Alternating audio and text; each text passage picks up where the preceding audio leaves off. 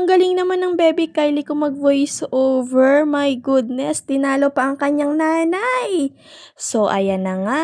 Dapat sa kanya ko na lang 'to pinatuloy lahat eh. Kaya lang, natamad ang inyong Miss Melo mag-edit, kaya ngayon lang nagawa. So, balik na tayo sa ating video. Ito yung ating second part ng ating day 1 sa Bicol. Kasi yung part 1 natin is namalengke naman tayo. Magkahiwalay kasi yan mga mi, yung pamamalengke, dun yung sa sentro mismo ng Naga. So, medyo malayo yan ng konti. Diyan kami nagpunta sa may Pure Gold, yun yung malapit lang sa may malapit. Sa may intersection lang yan papuntang terminal. Basta dyan na yun, alam naman ng mga taga Bicol kung saan yan. So, ayun na nga, dyan kami madalas mag-grocery ng nanay ko pag umuwi ako. Sabi ko sa kanya, "Ma, kuhain mo na yung mga kailangan mo, yung mga gusto mong bilhin, i-ano na natin ngayon, bilhin na natin kasi sa susunod na araw nga magiging busy na." Naghiwalay kami ng kapatid ko diyan, nagtag-isa kaming shopping cart kasi sila yung kumuha nung mga nasa listahan. Tas ako, sinamahan ko yung mama ko. Siyempre, nagyayabang yung anak. Kala mo naman talaga may pera o nagpapa-build up. Kaya sabi ko sa mama ko, sige, kuhain mo na lahat. Ako nang bahala.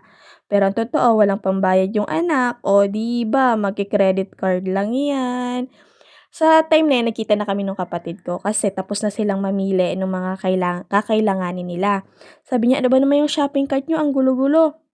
So, ang ginawa niya, inayos niya kasi mas gusto niya ng organize. Napag-usapan pa nga namin, o 'di ba bulol ang inyong Miss Melo.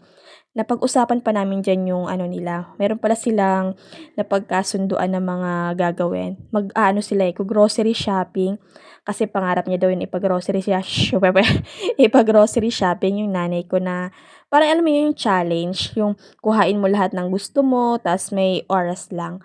O 'di ba, excited sana yung nanay ko diyan, pati yung mga anak ko kasi sabi niya tutulungan niya daw yung mama ko para mas marami silang makuha.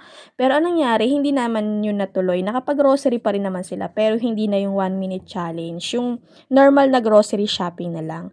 So ayan, sa part na yan, bayaran time na, nag-ano pa ako diyan, sabi ko, "Hala ma, wala akong pambayad, wala yung wala akong dalang wallet, wala akong dalang card, nakalimutan ko ata dun sa jacket ko kasi kakarating nga lang talaga namin diyan."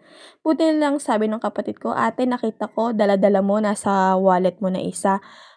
Dun lang ako na ano, dun lang ako na-relieve kasi sobrang makakalimutin na ng inyong Miss Melo mga mi. Akala ko talaga hindi ko dala. Nakakahiya naman, nakapila na kami kung wala pa akong pambayad, o 'di ba? Ang ending, yung kapatid ko magbabayad niyan 'pag ako'y walang pang cash. O siya, ayan na nga mga mi. Tuwang-tuwa na naman yung nanay ko diyan.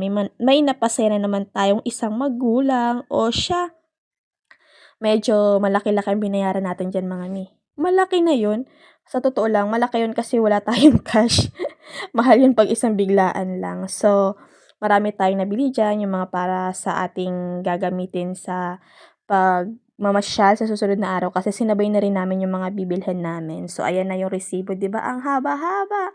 So, siya, maraming salamat sa panonood. Ingat kayo palagi and God bless everyone. See you sa susunod kong video. Bye-bye!